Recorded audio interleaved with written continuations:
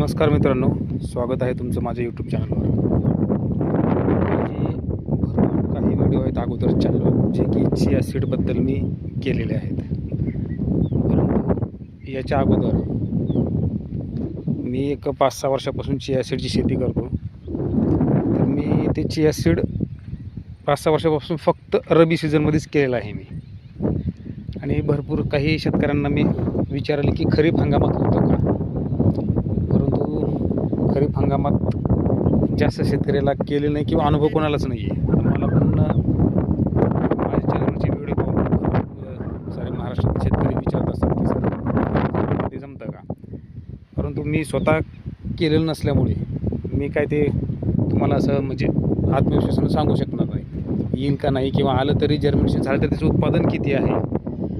तर त्यासाठी मी यावर्षी काय केलेलं आहे, आज तुम्ही हे जे व्हिडिओमध्ये पाहतात, आता इथं मी या पूर्ण क्षेत्रामध्ये दिनांक 18 जुलै 2026 रोजी मी चिया सीडची लागवड केलेली आहे. जवळजवळ 4 ते 4.5 एकरमध्ये मी चिया सीडची लागवड केली आहे 18 तारखेला. आणि आज तारीख आहे 23 जुलै 2026.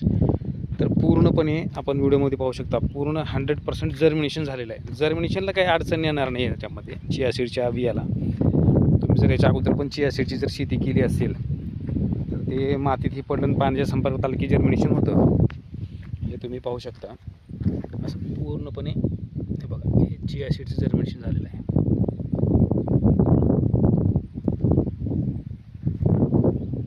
आता पूर्ण प्लॉटमध्ये म्हणजे जवळजवळ आहे पश्चिम साईडला सूर्य असल्यामुळे तुम्हाला क्लिअर दिसणार नाही. आता या दिशेत दाखवतो तुम्हाला. पूर्णपणे प्लॉट असा चांगलं जर्मिनेशन झालेलं आहे. आणि काय झालेलं, 8 तारखेला मी पेरणी केली आणि त्यानंतर लगेच 19, 20, 21 लहान लहान पाऊस पडत गेले. त्याच्यामुळं मला पाणी द्यायची काही गरज नाही पडली याला. नंतर पाण्याचं प्लॅन होताच पाणी द्यायचं. जर्मिनेशन तर झालेलं आहे. परंतु मित्रांनो, महत्त्वाचं काय आहे की आपल्याला याच्यापासून उत्पादन किती निघणार आहे.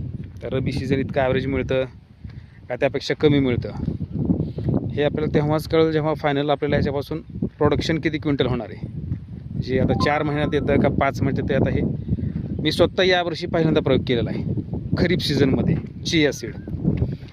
आता जर्मिनेशन तर व्यवस्थित झालेलं आहे. आणि याच्यानंतर मी स्टेप बाय स्टेप 15 दिवसानंतरचे 20 दिवसानंतरचे व्हिडिओ माझ्या चॅनलवर मी टाकत जाईन, जेणेकरून आपल्या महाराष्ट्रातल्या शेतकऱ्यांना समजेल की खरीप सीझनमध्ये हे होतं का. आणि पहिली एक गोष्ट आहे, जर्मिनेशन व्हायला काहीच अडचण नाही आहे. परंतु जिथं जास्त पाणी थांबतं ज्या रानामध्ये, त्या रानामध्ये हे पीक जमणार नाही, खरीप सीझनमध्ये पण जमणार नाही.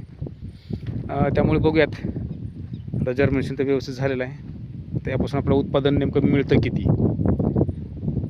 ते आपण बघू. आता याच्यानंतरही मी 15 दिवसानंतर 20 दिवसानंतर याची अपडेटची तुम्हाला व्हिडिओ पाठवत जाईन. चला तर मित्रांनो, आजच्या व्हिडिओमध्ये एवढंच. व्हिडिओ आवडला असल्यास लाईक करा, शेअर करा, चॅनलला सबस्क्राईब करा. चला तर या व्हिडिओमध्ये इथंच सांगतो. जय जवान, जय किसान.